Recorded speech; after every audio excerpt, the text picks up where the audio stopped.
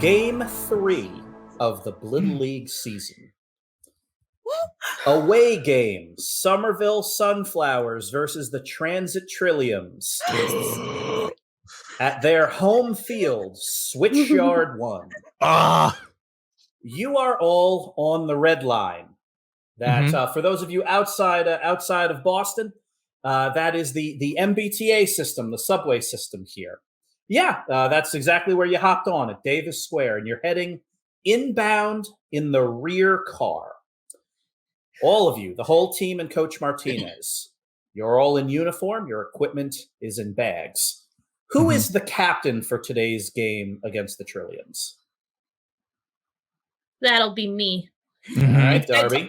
I told Coach that what with being the captain of an army sometimes now, I probably should get some practice. Yeah, get some reps in. Yeah. Gotta command some things. I'm just following Darby around like a little soldier. Well, because Darby, you're the captain, you have one of the keys. Coach Martinez has the other. Just as the Red Line train you're on exits Park Street Station on the way to Downtown Crossing, the two of you walk to the front of the car and pop open the little panel with the Blittle League logo on it, and there are two keyholes. You each put your key in at the same time. Coach Martinez looks at you. Captain, count us in. 3, 2, 1. Turn. With that, you feel the deceleration as the car uncouples from the rest of the train. And then that feeling of the car sliding onto a parallel track. And then that feeling of a change in elevation as the track starts leading underground.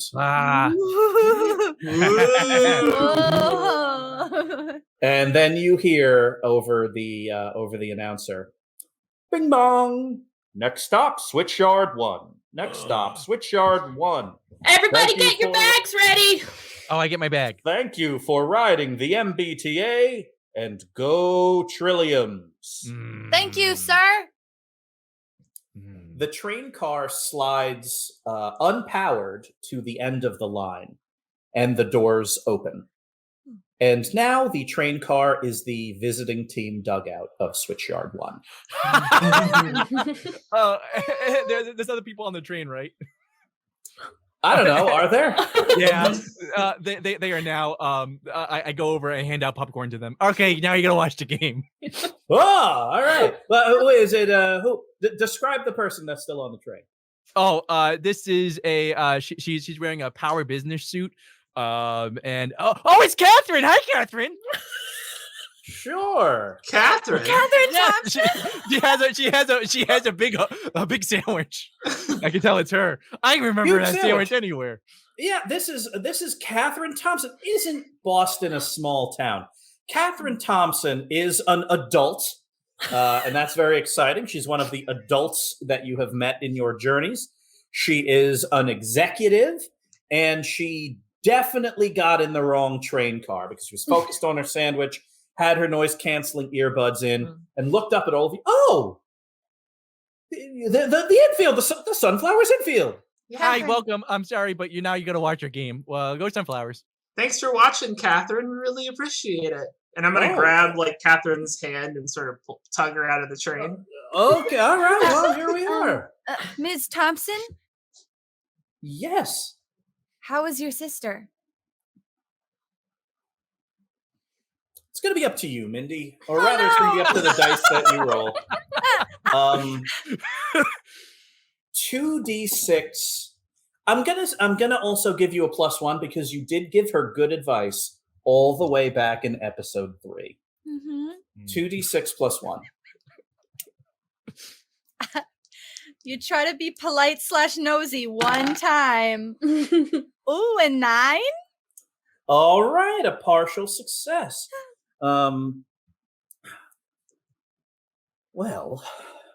Since you asked, Genevieve and I have decided to part ways as business colleagues, but join forces as sisters.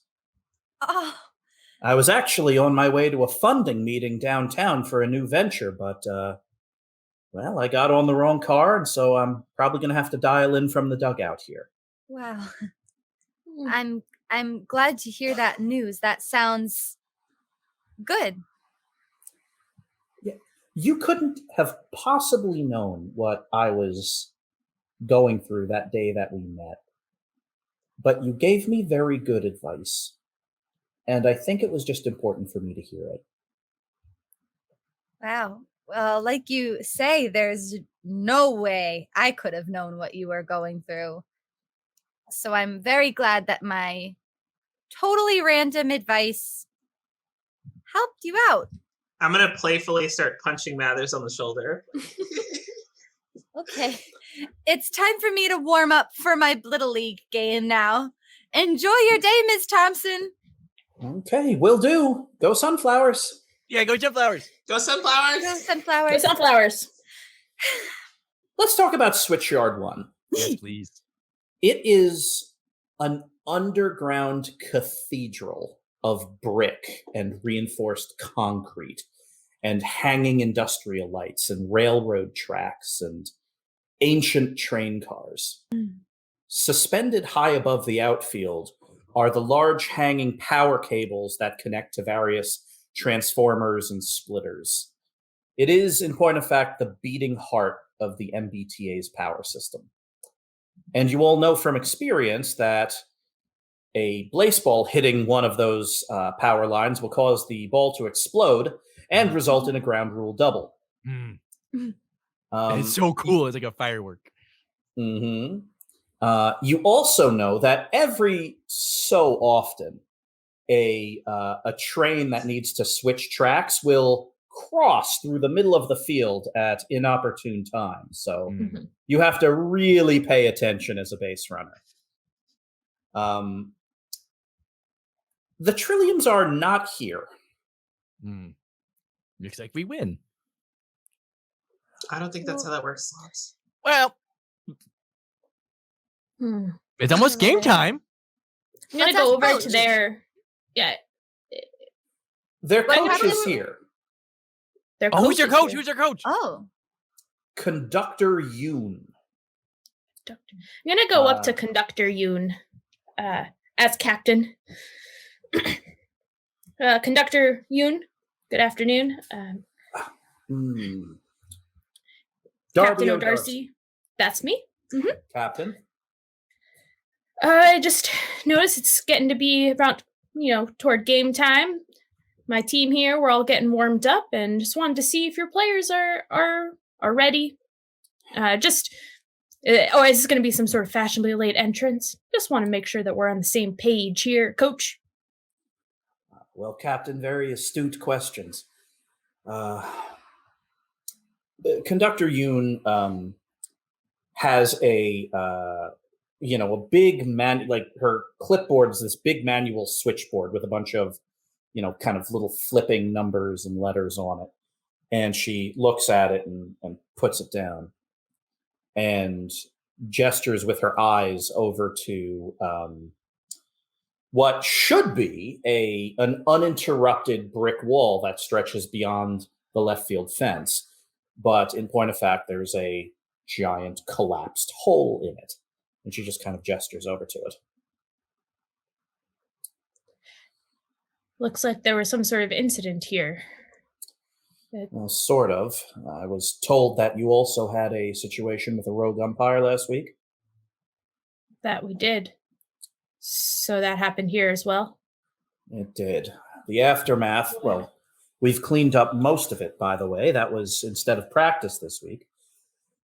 But unfortunately, we've been unable to shore up that wall, so we've had to send patrols into the subtunnels of the MBTA.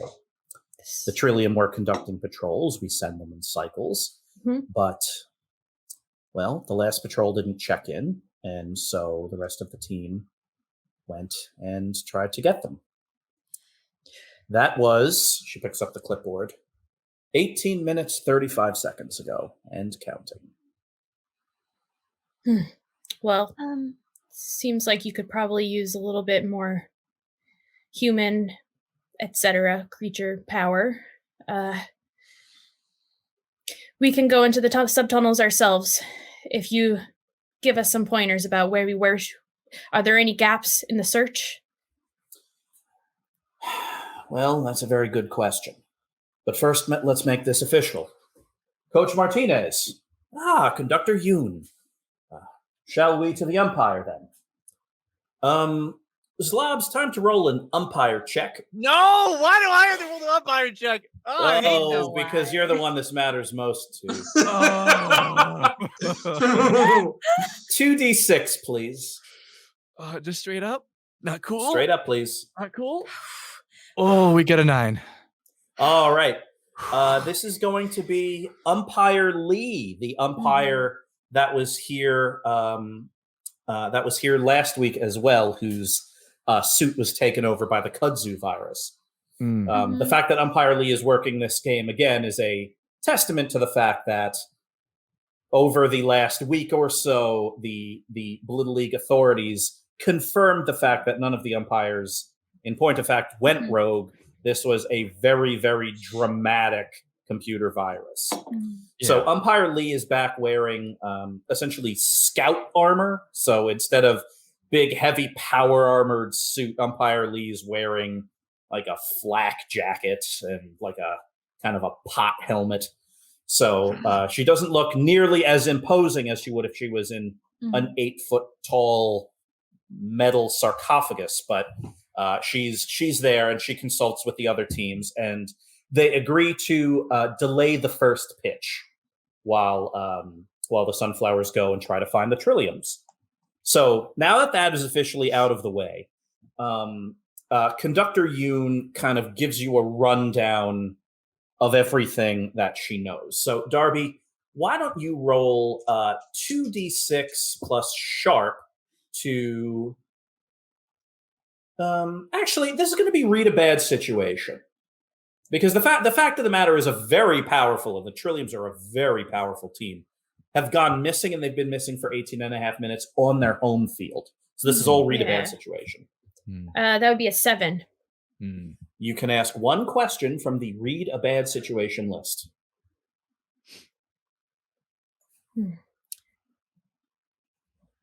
What's the biggest threat?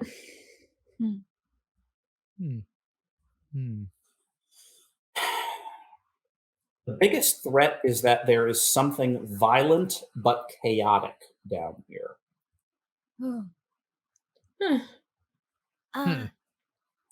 Captain? Mindy? I could try to find one of them before we leave. That would be incredibly helpful. Does anybody know anybody from the other team? I know several of them. You know everyone, Morgan. Yeah, Morgan. Morgan knows everybody. Morgan, who on the team do you think has like the biggest personality? Coach, the game master, who do I know?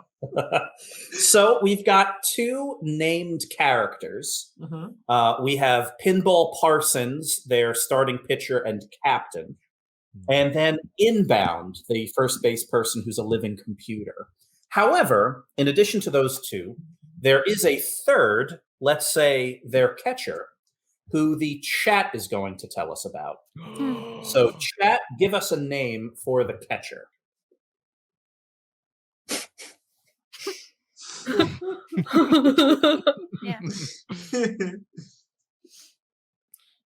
Coriander Balsam.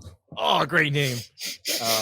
And that sounds very, very good to me. Coriander Balsam. Yeah. And chat, why don't you just type in a couple of words that describe Coriander Balsam? What makes them so dedicated? And actually, while you do that, a bit of a story about the Transit Trilliums for the chat is the Transit Trilliums are, unlike most teams in Blittle League, not geographically confined. You don't have to, if you want to be a Sunflower, you have to live in Somerville. But the Transit Trilliums are the children of MBTA employees. So they come from all over the place. And all of the Trilliums sign a compact to protect the ground under Boston from all manner of threats. So that's just a quick story on the Trilliums. Essentially, they have to sign a second permission slip on top of the Blittle League permission slip. So here's what I see here. This is gold, chat. This is gold. This is perfect. So Coriander Balson, punk attire, cut up. The uniform is cut up jeans, jersey, mullet, ska music, always vaguely playing. They have black and white checkerboard Vans cleats. It is a mood. Coriander Balson, she is a whole mood. Yeah. And when she throws the ball back to Pinball Parsons, the pitcher, there is always that faint sound of ska music as the ball travels through the air. So that's probably the biggest personality on the team. And Morgan, how do you know her? I know them through. I went to a music store once because I was sure that we were going to start a band, and they were playing. They were playing the same song on the guitar that I've never heard before. But like literally the entire hour I was shopping for cymbals, they kept playing it, and so I asked them about it, and we got into a really long conversation about music. It was awesome. It was, and you and Coriander stay in touch. They're great. So you all know Pinball Parsons, the pitcher, and Inbound. How can you not? But Coriander Balson. So Mindy, Morgan gives you kind of a profile map of Coriander, bits of her personality that you think you can reach out to and grab. I do want to say that she is Zlobs' rival catcher. Yeah. Yes. It makes sense because they're both so cool. Yeah. If you were to poll the whole league and say who is the coolest catcher, Zlobs is not guaranteed to win that vote. I'm working on it. I have a scarf. But points. Yeah, if everyone had seen Zlobs voguing in school, it'd be closer than it has been in the past. I'm honestly still upset I lost that superlative last season. I'm sorry. Yeah, that was tough. You thought you had it in the bag. I do admit I'm sorry I did vote against you. Morgan! I know, but Coriander's so cool you don't understand. That's fair. That's fair. Still Morgan, hurts though. that's honesty to almost a fault. Yeah. But I also get it. Anyway, that's who they are. They're really cool. Okay. Mathers, you got to channel into that. Okay. I've never met Coriander, but I'm going to try to tune into them and see if I can find where they are. 2d6 plus weird. Okay. Oh, no. Well, it must be good. Oh. I rolled snake eyes. So the worst. So plus my weird is a 4 total. Gotcha. You're going to get a vision of what Coriander Balson sees right now. She's running. There are lights swinging above her head sporadically, and because the ground is shaking, that's why the lights are swinging. She turns, and you can see but not hear. She kind of points at Inbound, the living computer, who is tapped into the power grid, and Inbound is turning, and they're having some kind of weird, fuzzy conversation. When Pinball Parsons kind of runs into the frame, and again, you can't hear anything, only see. But Pinball Parsons mouths very clearly, "It's here."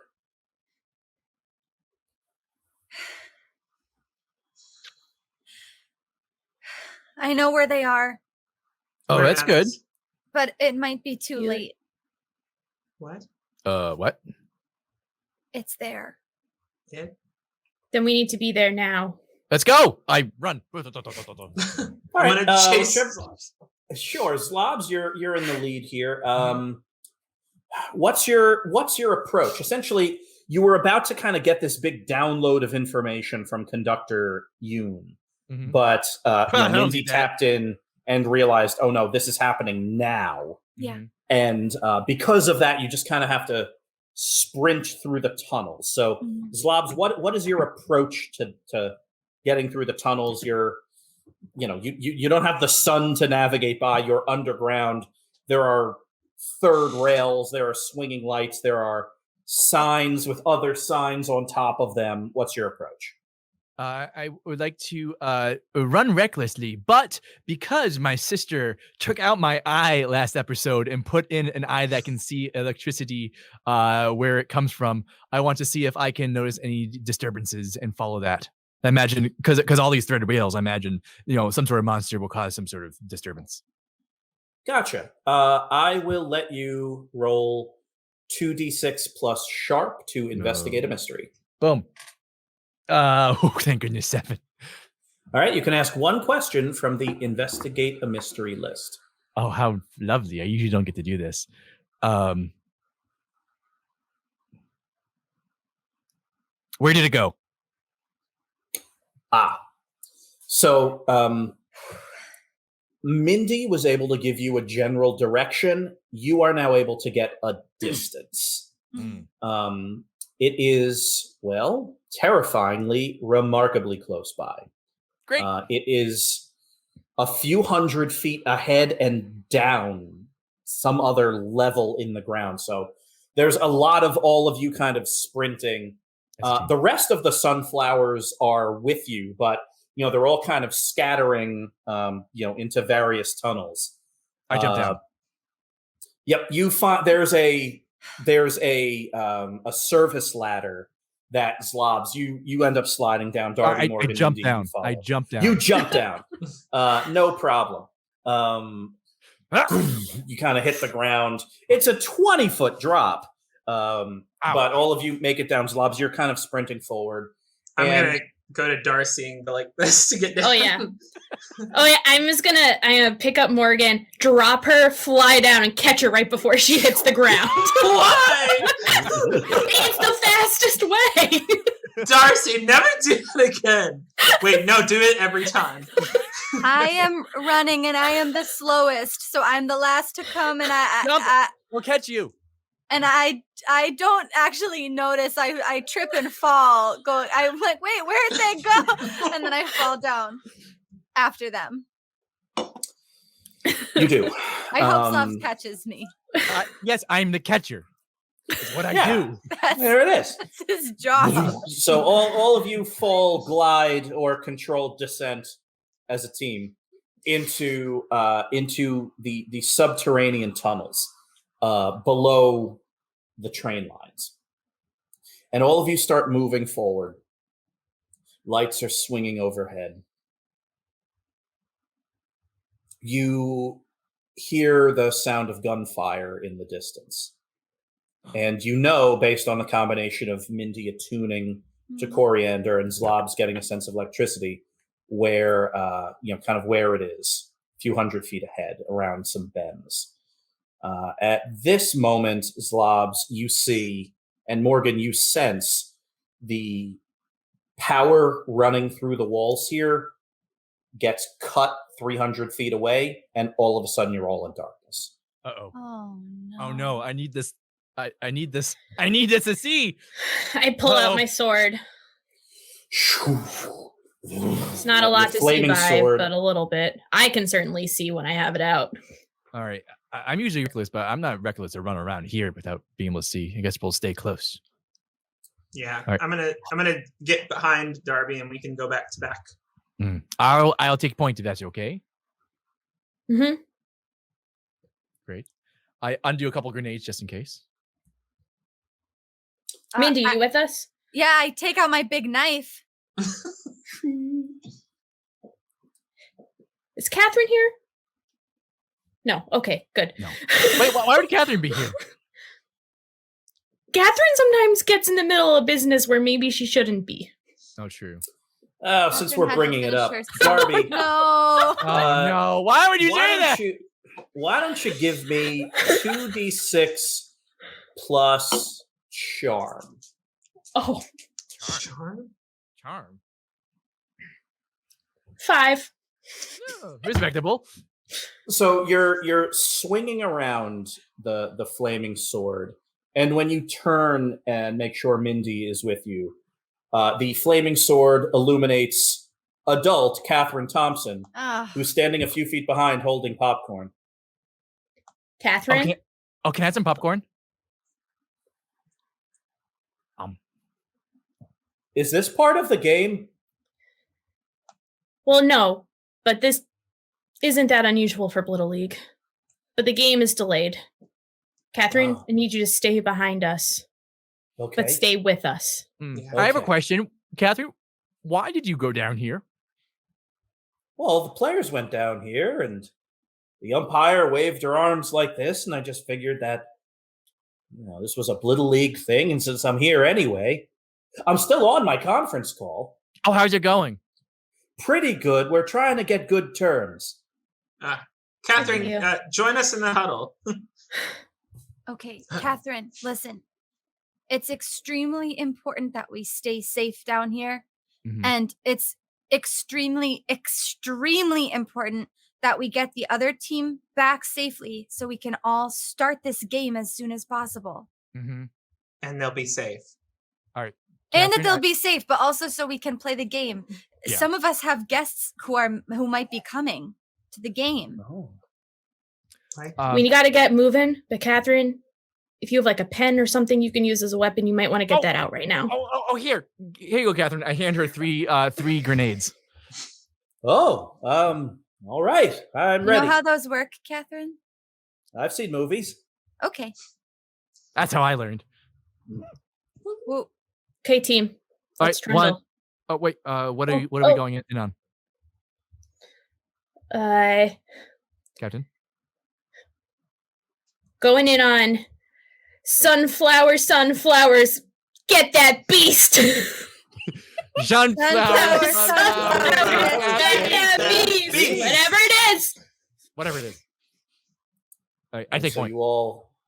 You take point, flaming sword. You're all trundling in silence, listening to the sound of it.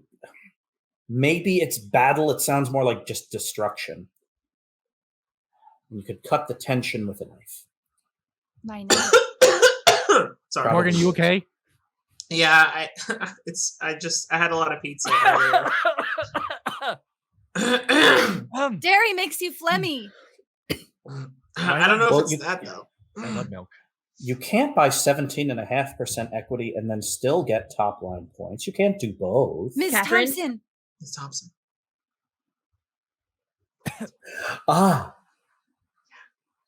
Continue with the slide deck. I'm going to go on mute for a few minutes. Thank you. Ready? Okay. It's very dry down here. Yeah, it's dusty, isn't it? Is it Yeah. dusty for It's like- anybody else? My it- eyes are getting itchy. It smells. I taste like old bread mold. Oh. That's because there's ground and pulverized brick and Oh, now we do it. concrete in the air. Oh, that's what that is.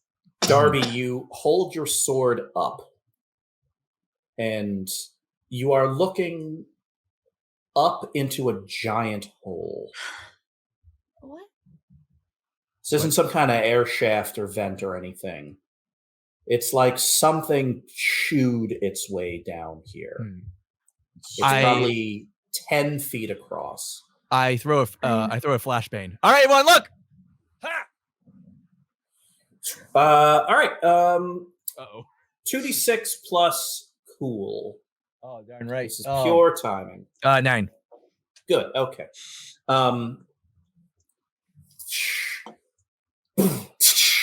Big loud explosion, big crackle of light.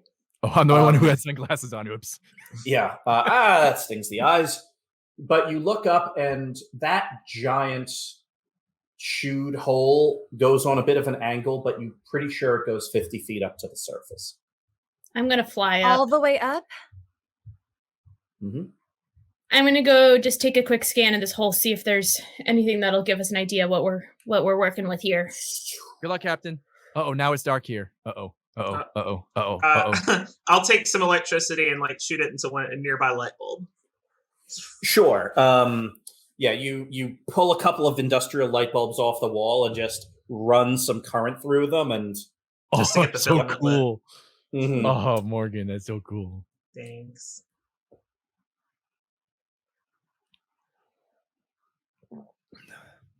Well, Is there any Darby, sort of like fur or droppings or bite marks or anything? No, it's almost like whatever this was kind of ground a hole through the ground. Like maybe chewed, maybe, but more like ground through. Maybe it was a mole, Like a giant mole. like a giant mole. But the thing that actually gives you much more of an understanding is where, in point of fact, you fly to.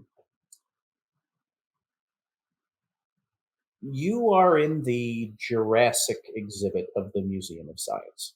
Oh, no. You fly up and land like you're expecting daylight. Yeah. Like you're flying towards daylight, but there is no daylight. It's just the, hanging diffuse fluorescence of the Jurassic exhibit of Huh. the Museum of Science. I'm gonna land and just take a look around to see if there's any, say, empty exhibits. Sure. 2d6 plus sharp, please. 10. Oh, this is plain as day. And you read about this, or I mean, specifically, Luisa and Jorge did around the table. The plan was you were all tomorrow going to go to the Museum of Science, Yeah. but Aw. there was a big debate about it because there was going to be a new exhibit installed in the Yeah. in the Jurassic exhibit, Alberta the Allosaurus, a Allosaurus. great big dinosaur skeleton. And in point of fact, you're staring at this giant kind of poured stone base with, kind of the iron bars that would hold up a giant skeleton. But all of it is gone. There is no Allosaurus skeleton here. Which is weird because in the article that Luisa and Jorge were reading, today was the day they were going to kind of finish installing it, and then the debut was going to be, tomorrow or the day after. So unless they planned on quickly assembling a giant omnivorous allosaur skeleton in like 15 minutes, Mhm. the thing that's gone is the giant skeleton. I need to get back into the tunnels right away. Yes, you do. Meanwhile, back in the tunnels, Morgan, you're walking forward holding the lanterns. And you see where the power was cut. Something kind of chewed its way through the wall, chewed and gnashed its way through the wall, severing this giant power cable. And so it's sparking. One side of it is sparking. And this is where Coriander Balson is. She's trapped under debris. Coriander! Who's up there? It's Morgan! Hey! What's up, kid? Hey! Long time no see. Rockapalooza, am I right? Okay, we're gonna get you free. And I start looking around for like, is it like a bunch of small rocks or like a large one? Bit of both. Is it in a hole? Well, technically, you're in a giant hole right now. Okay, don't be semantic. Maybe Well, what do you if mean? we Like, all- is she at the bottom of like? Yeah. Like a pit. Yeah, essentially, I she's jump probably in. 5 feet. Zlobs? What? Sure. What I do? So you kind of wiggle I under jump in. the. Wiggle. Okay. She's essentially in like a depression in the ground that's full of debris. Oh, So okay. you can't really jump in. You kind of can wriggle in, but you end up like there's a hand, like her hand is kind of sticking out, and you kind of grab it, Mhm. but he's under there. It's probably under a couple 1,000 pounds. It's a minor miracle she is not crushed. Zlobs, can you I'm stuck. squeeze her out of there? I'm stuck. Oh, you're stuck now as well. Uh-oh. Okay. Oh, hi. Coriander. Is there anybody else in there? Mm-mm. Just Zlobs and Coriander. Okay. Well, maybe I can try to move the biggest rock with Morgan. It's worth a shot. Sure. And Miss Thompson, Yeah. could you help us move this giant rock as well, the biggest one? Yeah. She takes off her blazer. Catherine Thompson, biceps for days. Strong. Miss Thompson looks very strong. When you can form a good gym membership, you take advantage of it. Okay. I've never lifted a giant boulder. All right. Well, I always hear lift with the knees. So let's try to get our knees on under it and push it sort of and kind of lift. Push and lift, I think is the basic idea. Don't push forward, push like up though, right? Like, And the don't- up, like kind of push it up. Breathing Right. is So lift it. hard. That's like pull up, right? Though that's not Zlobs, push did up. you just say breathing is hard? Yes, please help. Oh, I thought you were giving us advice. Okay, Zlobs is having trouble breathing, so let's just go and give it a shot. All right, we're gonna pull up. I want each of you to roll 2d6 plus tough. Oh. Each of you add +1. The combined score ideally will be a 20 here between the both of you. 20. Is Miss Thompson going to roll? Miss Thompson's giving each of you a +1. Oh, I see. I understand. That is a 7 with the -1 and a +1. Yeah, that's gonna total out to a 6 for me. Okay. 13 total. So 20 minus 13 is 7. You have 7 harm to distribute amongst Zlobs, Morgan, and Mindy. Harm? Armor does not help here. Why do? Oh yeah, that makes sense. 7 harm to distribute. Mhm. Okay. Well, the easiest thing would be 2 each. And why don't I go ahead and take an extra since it was my idea to try and lift the giant boulder. Does that sound fair to everyone? Why is it harder to breathe now? Okay, Zlobs. Everybody's just fine. Hi, Coriander. Okay. Zlobs. Fancy All right. seeing you down here. 1, No, bro, right? Yeah, don't call me bro. You 2. have what are you count? It's 3, right? It's not 1, 2, 3, go. It's 1, 2, 3, right? Yeah. Yes. Okay. On On 3, I 3. think it makes sense. Okay. On 3. Don't On wait for a go after 3.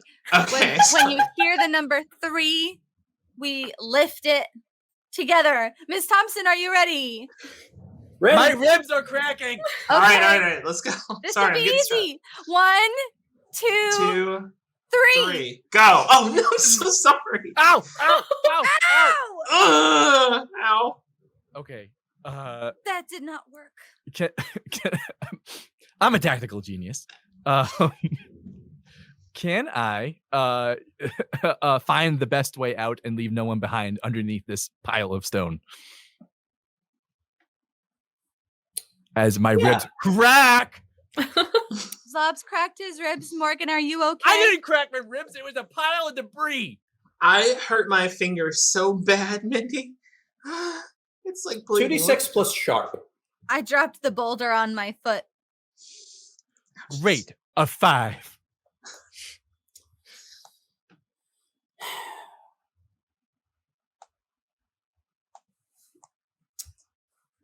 You're at the bottom of like a bowl-shaped depression. We're gonna kill Zlobs. There's a drainage hatch under this.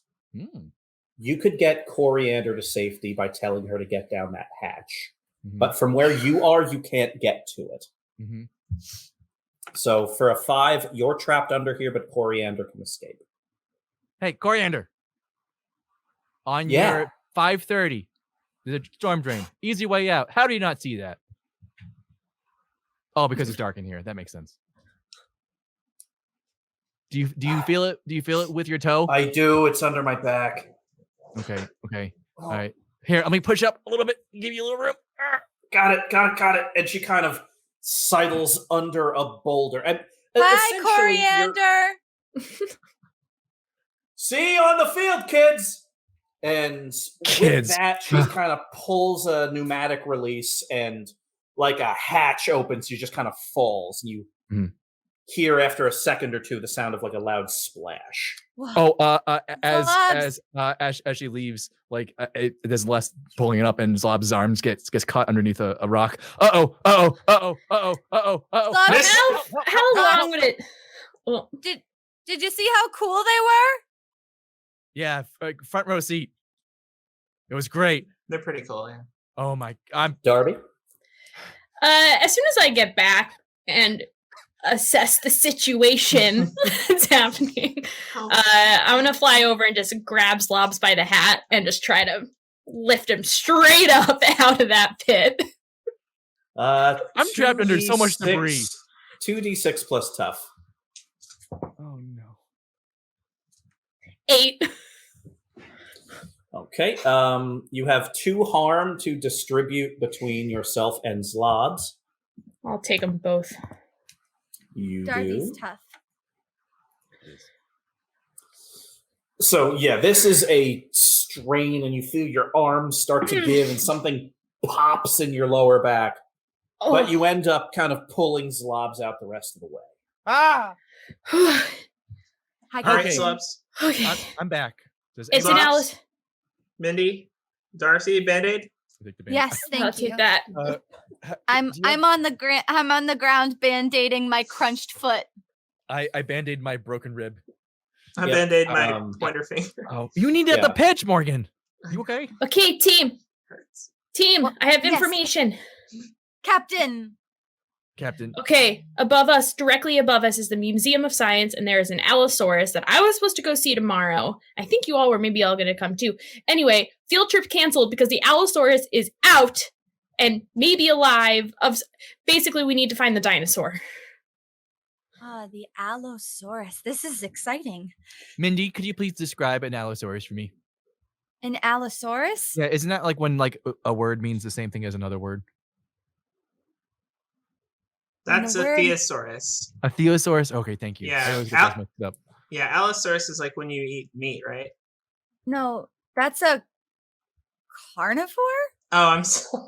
Is that what you're Is thinking? it a carnivore, Mindy? It is a carnivore. It's a theropod dinosaur, meaning different lizard, alluding to its time of discovery, how unique it was. It Oh, kind of looks like More, please. More, please. okay. Have you ever seen the movie Jurassic Park? Yes. Oh boy, have I! No. I love that movie. Okay, so in Jurassic Park, they call these creatures velociraptors, the ones that are terrorizing the children in the kitchen. Oh, I didn't like that scene. I don't like that scene. That scene scared a lot of people. But velociraptors in real life were actually very different from the ones that we saw in the film, and a lot smaller. The ones that we saw in the film, remember they were really big and ferocious and terrifying looking? Mm-hmm. Oh, That's actually a lot closer to an Allosaurus, the one that we're looking for now.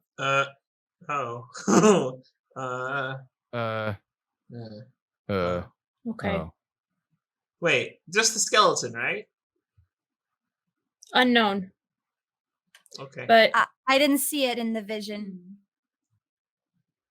Well, let's go. I go on. Onward. listen, You realize after a couple of moments that the reason why there was this big kind of collapse and cave-in that trapped Coriander was because the Allosaurus is chewing its way through tunnels. And you realize it's heading north. And so you start following it, and it's in a tunnel, and you realize you're actually, at this point, starting to follow footprints, or rather, claw prints. And this thing's just moving faster than you are. It's in one of the northbound tunnels, and it is moving right along. So here's the question for all of you is, what can you do to speed up, or what event could stop an Allosaurus? Explosion. You don't even need to roll. Explosions. You just need to convince me that there will be something that stops an Allosaurus that either you do or that fate has allowed to happen. Is it possible? We're in we're on the transit line, right? There's like a rail. If you want to be, yes. Or you're on a service tunnel under it. Your choice completely. Okay. If we were on the rail, I was going to get on the T and overload its drive to sort of go faster than they normally could, and see if we could catch up and maybe even ram into it. That is the coolest thing I've ever heard. Is this the blue line? Of course it is. when we get on the train, I'm gonna climb on top so that and hold on, so I'm on the outside whenever we make it to the Allosaurus. There's a decommissioned blue line train down here, single car, in a service tunnel, and you all kind of figure out the controls. All right, how do we change this so that it goes up and actually joins the blue line and all this stuff? And you end up figuring it out, but the thing's unpowered until, of course, Morgan climbs out to the side of the train and places her hand on the third rail. Whoa. So cool. Morgan, you fire a boatload of electrical magic through the blue line's third rail. Wouldn't it be a train load?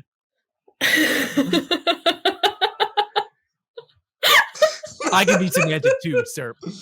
Yeah. A train load of boatloads of electrical energy surge through the third rail. And this old train car fires like a bullet from a gun. Wonderland, here we come. It's the headlamps start glowing and pulsing, and you are racing northbound on the blue line. Yeah, I'm on I have the back door open, and I'm holding on to the rail, and I'm just pumping electricity into the rail behind. You are. This whole thing is shaking. So we kind of see, on the, kind of from back to front, like camera shot following the blue line, Morgan holding on to the back, electrifying the rail, pushing into the cabin, Mindy kind of sitting focused, trying to triangulate, Forward more. Zlobs leaning out a window just so that the air catches the nanosilk scarf. Forward still through the front door. Darby leaning forward, flaming sword like the prow of a ship. And you just are whipping ahead. And you see in the distance a shape. This weird, quickly moving, spindly shape. And I don't like that. you're kind of rattling, you're shaking on the tracks, and so you can't see it until you get very, very, very close. And what you see is, in point of fact, the skeleton of a giant dinosaur running under its own power due north on a train track. That is, of course, the last image you see before the collision. Uh-oh. I want all of you to roll no. 2d6 plus. This is going to be. Tell me how you all avoid damage. Actually, don't tell me. Just decide how you would avoid damage, and then roll 2d6 plus the appropriate stat. And then I want, for anyone that fails, it's 2 harm. Partial success is 1. Full success is no harm. And I want you to just describe it to me one. Each of you gets a sentence.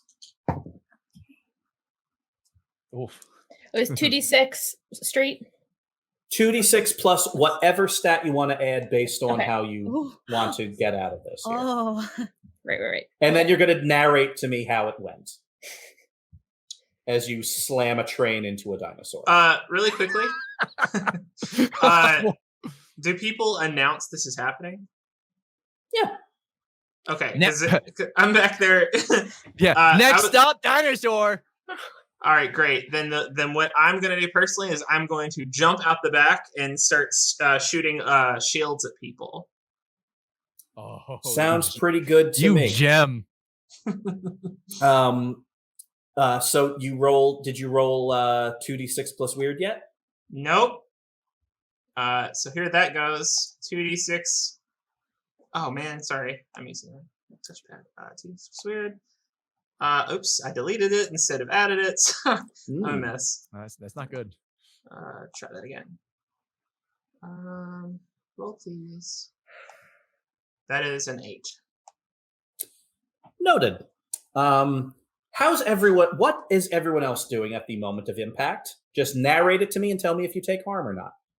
Mm-hmm.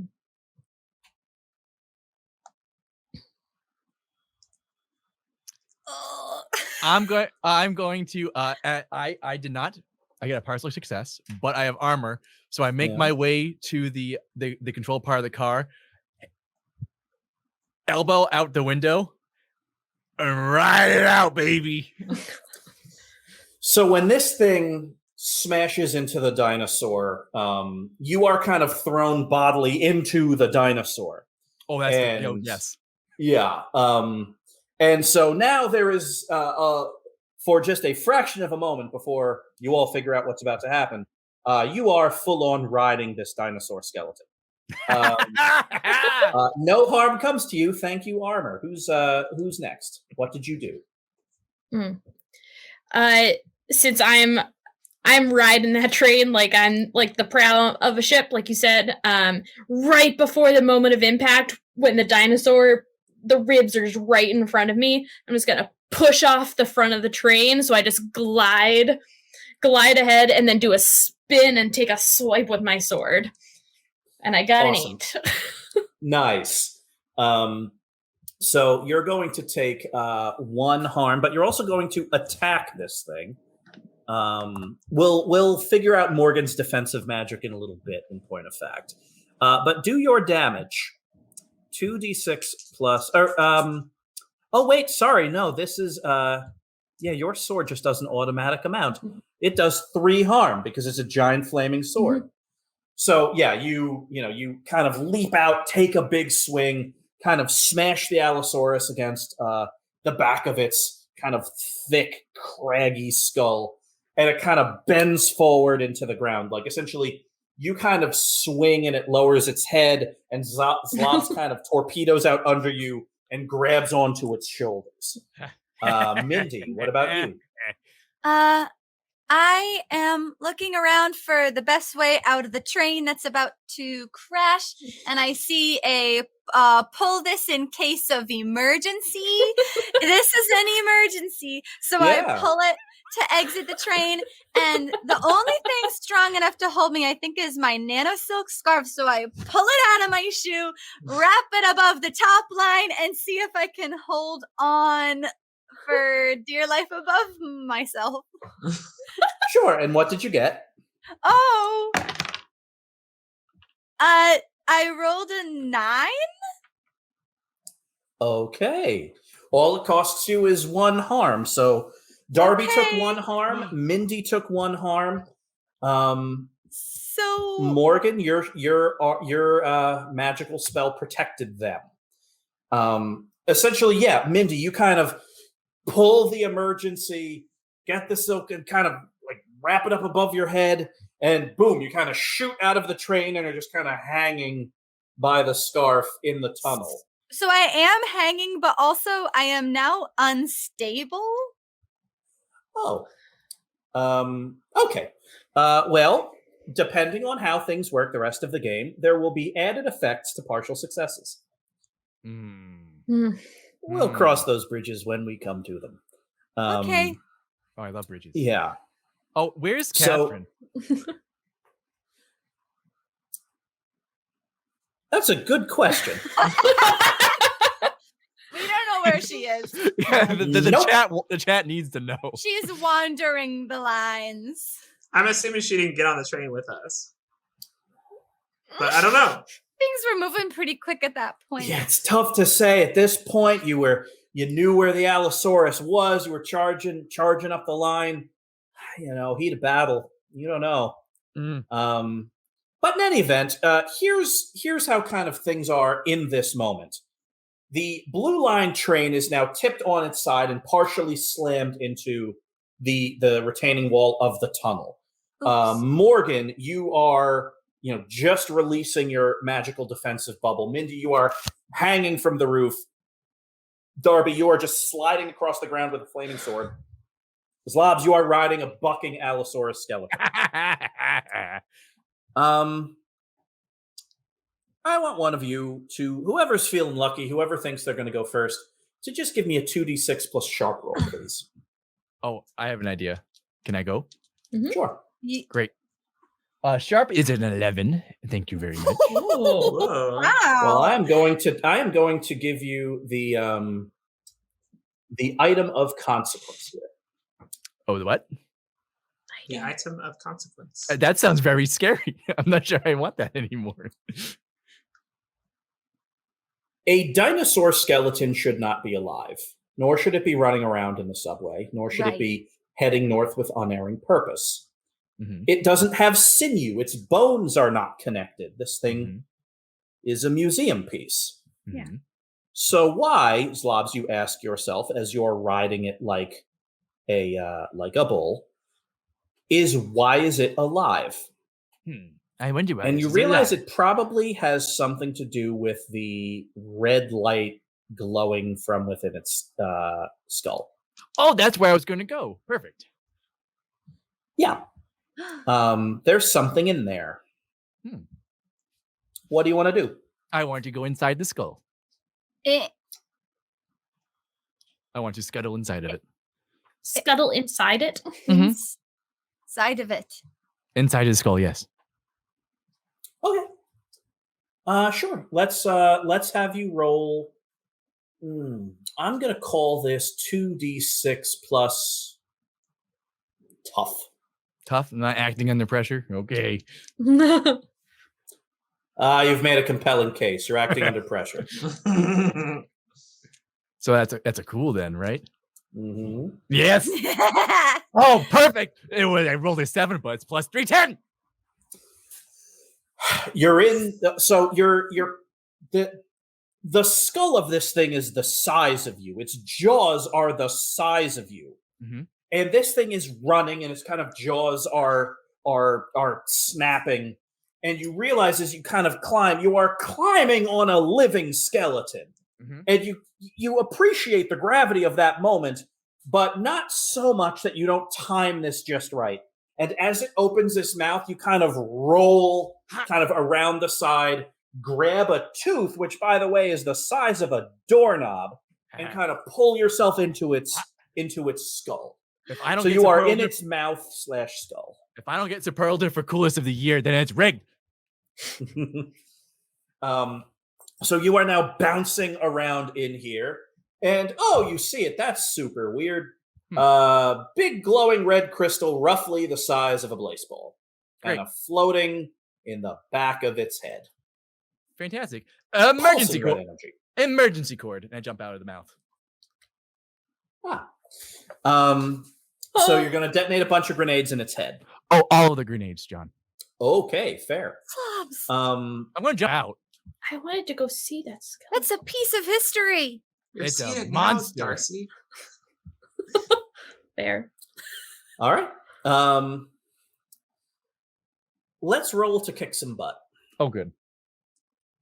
2d6 plus tough, please. That's a 10. Whoa. Wow. So yeah, you pull the emergency cord, a bunch of pins get pulled out of your grenades. You kind of toss it into the Allosaurus skull and kind of dive out. And this skull, or this dinosaur, you realize in this moment, was not fighting you. Like, it isn't trying to defend itself. It's just running due north. And so, you expect it to try to bite you or cleave you in half or do something.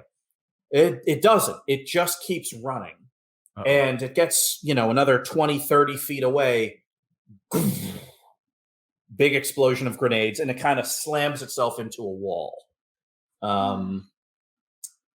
It has yet to start running again. It is disoriented is a strange word considering it has no eyes or ears or equilibrium, but it's kind of lodged in an outcropping from the wall, and it's kind of freeing itself. Who's going next? I kind of feel bad for it now. But I am going to approach the skull to see. Well, first I'm going to ask, Zlobs, are you okay? Nope, I am in lots of pain. Oh. But I'm not. I'm voguing to hide the pain. Great. I'm going to approach the skull and see if I can see what powered it. Sure. Yeah, you kind of run up to it, and this thing, its tail is gnashing. It's trying to free itself. And you look up, and there's just a big glowing red light in there. Like someone is, like there's a red disco ball in there. I'm going to grab it. All right. You're going to try to kind of scurry up and reach into the mouth. So I'm going to say that's act under pressure. That's 2d6 plus cool. Yeah, the red thing in there. It didn't. I think I dropped 10 grenades on it. It's fine. That's an 8. Okay, partial success. All right. I think damage would be the least interesting thing here. You're going to be able to grab it.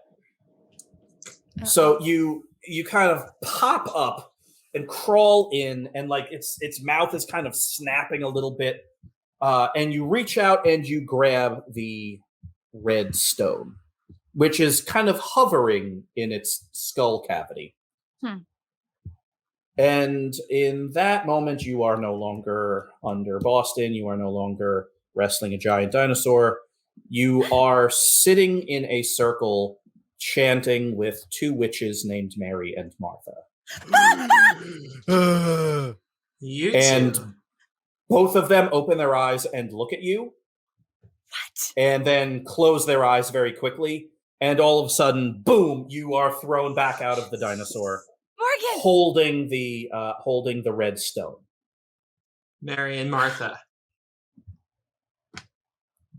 That's who was behind this. Mary and Martha. Wait, the witches we faced in the Somerville Armory? Yeah. The Salem faction. Wait. Could you interact with them? What just happened? They saw me. The dinosaur is still thrashing about wildly. Okay. So since the red stone was controlling the dinosaur, I'm wondering if maybe the red stone is acting as a sort of mind, perhaps a mind that I could wreak havoc within. That's very fair. Yes, indeed. Sounds like mental storm to me. You are Yeah. going to assail this magical stone with psychic energy. So Yes. 2d6 plus weird, please. Okay, I'm gonna try to storm out the. Oh no! I'm gonna hold it Okay. up like this. 8. And how many harm do you already have, Mindy? 4. Okay. So here's how this is going to work: is you can deliver.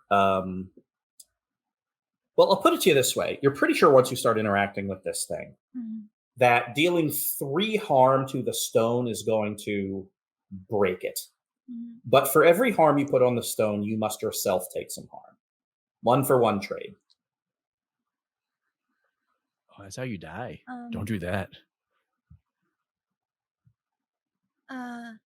What happens if I reach 7 harm? We've never actually gotten there in game.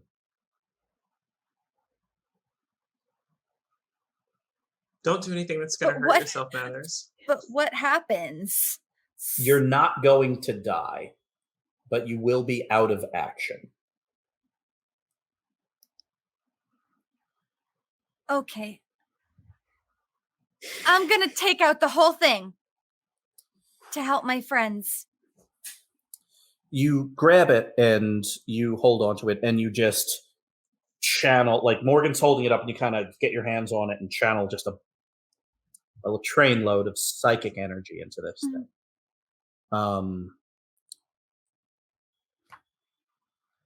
You see Mary and Martha stand up because they're staring into, well, it looks like kind of a red cyclone in the floor, wherever it is they are. You're thinking Salem. They're standing up and looking into it, and they're casting magics into it. And you see it plain as day. And you realize, oh, okay, I just need to shut down that cyclone. And you start channeling psychic energy into it.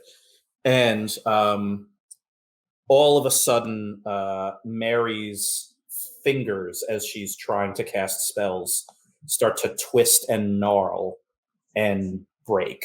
And she starts screaming. Martha tries to overcompensate. And at that point, her eardrums explode. Stone's inert. Allosaurus is a pile of bones.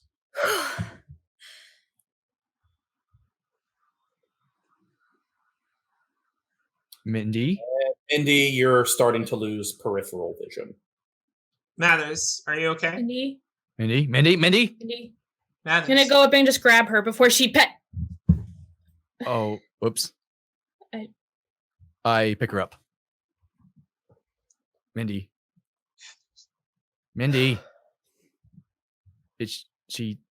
I check for breathing. She's alive, but has been through it. I'm gonna. Point of fact, kill- all of you are hurt pretty badly. Yeah, I'm gonna like silently say, I'm gonna kill Mary and Martha. You commit yourself to this. What happens over the next couple of hours is a mix between you saving people and you yourselves getting saved. The story, as it starts to get pieced together, is this. The Transit Trilliums essentially noticed a seismic disturbance right before the game. That seismic disturbance was an Allosaurus chewing its way through the floor of the Museum of Science and into the subway tunnels. They tried to intercept it, but they were doing so by causing miniature cave-ins. A lot of them are able to talk to rock, and they tried to kind of block it off, but that only made it angry. It only attacked, so to speak, to clear paths. And so what ended up happening was the Transit Trilliums decided, essentially as a team, to send Coriander Balson out to get help, while the rest of them would cause a big cave-in one of the abandoned lines and trap the Allosaurus. Point of fact, all it did was trap the entire team in there, and the Allosaurus dug its way out. And so you ended up kind of rescuing them and getting everything together before all of you ended up needing a lot of medical attention. We still got to play a game, though. Well, play must go on. You're all back up on the field. I want you, Zlobs, to roll 2d6 plus tough. You will be the analog for the entire Transit Trilliums team. Oh, Trilliums? Okay. Well, I got them at 11. Okay, so what that means is you can make a choice. Yeah. The Transit Trilliums are badly hurt. If you, but they want to play. If you play them, you will beat them. They can field a team, but barely. You're going to win this game. Or you can postpone until next week and play a doubleheader.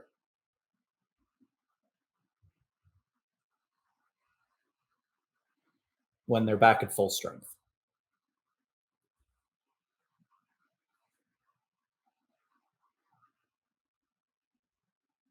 We win this game. I will not be pitching for it. Yep. Yeah, there's a, kind of a conversation in which kind of all of you talk it out. And it's one of those kind of tipping back and forth 50-50.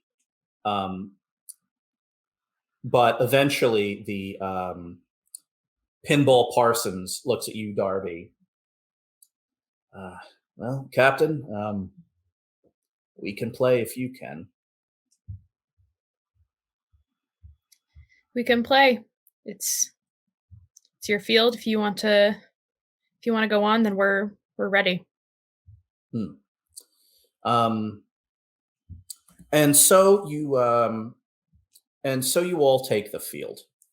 I'll pass a metaphorical blaseball to Kit and say, Kit, you're up. Yep. Sorry. Kit Schmidt gets on the mound. Darby, how do you feel about playing this game?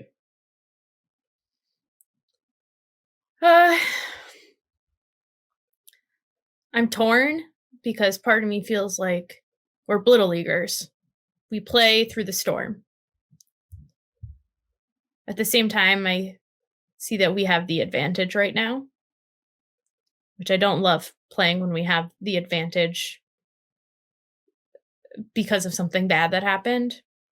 But ultimately, if the Trillium want to play and are willing to play, then I think I want to honor another Blittle Leaguer's choice. And so I'm glad we are playing. What's the speech you give to the team? Hey, Sunflowers. Captain. It's been an eventful season already. We proved to ourselves today that we have earned the names of Blittle Leaguers.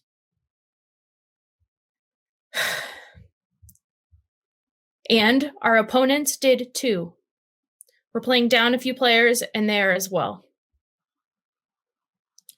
And all I can say is that we're going to go out onto the field and we're going to do our best and we're going to play honorably. And we're not going to get hit by any trains that come across. Zlobs. When you're base running, please don't get hit by a train. Oh, but I used it to steal second. I jumped. You can use it strategically, just don't get hit. Okay. Well, okay. Okay. We've trundled together as a team for the last couple of hours. We're going to trundle for the next couple of innings. And if we get the win, we get the win. And if we don't, we still won today because we got to see an Allosaurus. Let's grow together. Let's grow together. Let's grow together. Sunflowers. That's the max. Go, Pastor Max. All right, Kit, show me your stuff. Kit Schmidt, throws a pretty good game. Sunflowers win. Soon after, the mix of adrenaline and all of that leaving your system, the wounds, the broken bones, all of that catch up to you. Ambulances arrive to pick all of you up. The four of you actually are sharing one. Really, it's a Mindy. Mindy. I'm gonna jolt. We're in an ambulance now, so we can wake you up. Yeah. Technically, it's an ambulance train car. Oh, it's so cool. Did we play? They did. They won. Others. Oh, you won? We won. We're 2-1. Good. I am a little bit worried the Trillium are going to try to poach Morgan from us, though, after her third rail shenanigans that were awesome. Yeah, they were so cool, Morgan. Oh, that Damn. was so cool. And when Zlobs put all those grenades inside the dinosaur skull and it exploded. Yeah. But I mean, that was so cool. Whenever Darby got on the front of the train with the sword, the flaming so sword, cool. That was awesome. Oh, and Mindy, when you explode a crystal with your brain. Oh, I have something to commemorate this. What? I have 4 teeth from the Allosaurus. Gimme. Hey, Catherine's also just at the front of the train, still with popcorn. Oh, what a day this has been for Catherine Thompson. Hey, Catherine, I heard during the game, I heard you give a little cheer, and it didn't seem to have to do with the game. Did the deal go through? We closed the deal. We got an equity investor. Wow, congratulations. What a day, huh? I was going to give this to someone else, but here you go. This is a smaller tooth I found too. But who are you going to give it to? It's my secret. Oh, I'm currently giving it to Miss Thompson, but my lips are sealed. Who's it? Who are you going to give it to? Does anybody know if Susie Chen came to watch the game? I don't think so. But I think there was probably a lot of the trains got shut down and all of the chaos and stuff. So she could just have gotten, derailed to a different. Right. Yeah, I'm sure it was just something like that. It's not like she didn't just show up or something, Yeah, because the door opens and Catherine, who received some minor bandaging, kind of leaves, and the doors of this ambulance car close again. And you assume it's taking you to the local office of the Blittle League Office of Tactical Interventions and Bake-at-Home Pizza Sales, because they have a medical facility just for this. I can't wait to talk to Bernard. But the 2 EMTs on board, after Catherine leaves, look at each other and walk to the front of the train. And there's this little metal plate with a U and an S stamped onto it. And they pop it open. They take out keys. They put keys in, turn on 3. And this car decouples from the rest of the train. And it switches onto another track. And all of a sudden, it's driving down a T line that you have never seen before. This isn't Kendall. Does anybody know where we're going? Yeah, I thought we were going to Big O. Yeah, I thought we were going to. Yeah, I thought that was in Kendall. Oh, maybe we're going to Charles MGH. Bing bong, bing bong. Next stop, private stop, San Felipe Tower, lower entrance. Thank you for riding the MBTA. Where's San Felipe? I think it's the other building, the one that's not as cool as their Prudential. Or Prudential, excuse me. I don't know. Why are we going there? I don't know. I'm not driving. You pull up to a private subway platform. Can I read one of the minds of one of the EMTs that took us here? Sure. 2d6 plus weird, please. 5.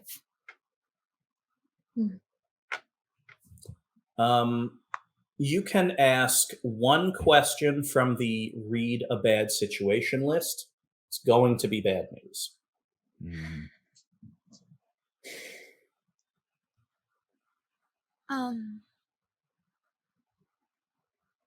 What's the biggest threat?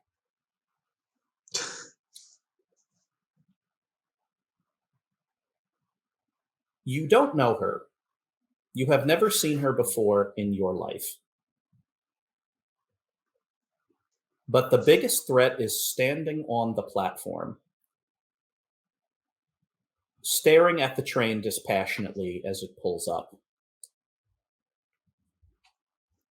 Hi. Whoever this woman is flanked by a pair of bodyguards, and there is a crew of doctors and care staff waiting for all of you. You are all loaded onto stretchers or into wheelchairs and are ushered into what could best be described as a private subterranean hospital. All the while, Mindy, you know with absolute certainty that the woman that watched you get off that train is the most dangerous person you have ever seen in your life. Nana? What about Nana? No. This is going to be great. Look at all these amazing EMTs. Oh, yes, I would love some apple juice, please. Thank you.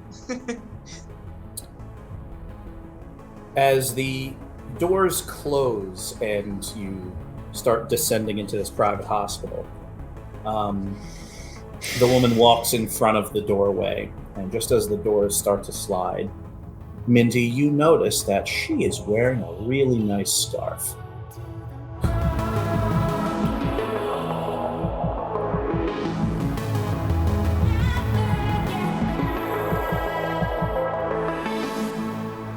Dinosaurs journey into the Jurassic.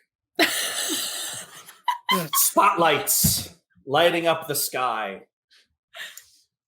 Our perspective kind of floats above the Museum of Science, and then floats through into the exhibit. It's a private party for Museum of Science employees, big donors, and the well-to-dos of the San Felipe Foundation. The president of the Museum of Science is standing at a podium as a reassembled and magnificent-looking Allosaurus skeleton is beautifully underlit. All right, everyone. I hope you all have a drink in your hand or a delicious snack on your plate, because whatever you're holding, I would like you to raise it in a toast.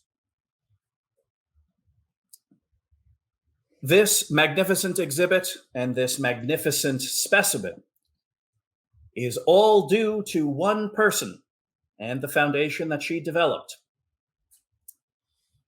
Would that we all be as successful, generous, benevolent, and valuable to the sustainment of human happiness than the person I am about to introduce. She raised herself up from nothing. I'm sure you've all read the stories. From there, a high school fencing champion, a college fencing champion, an Olympic swimmer, holder of 12 individual patents, owner of 3 companies, and the largest philanthropist in terms of donations in the eastern United States. Would that we all be so lucky as to have a friend like Unity San Felipe. To Unity! To Unity!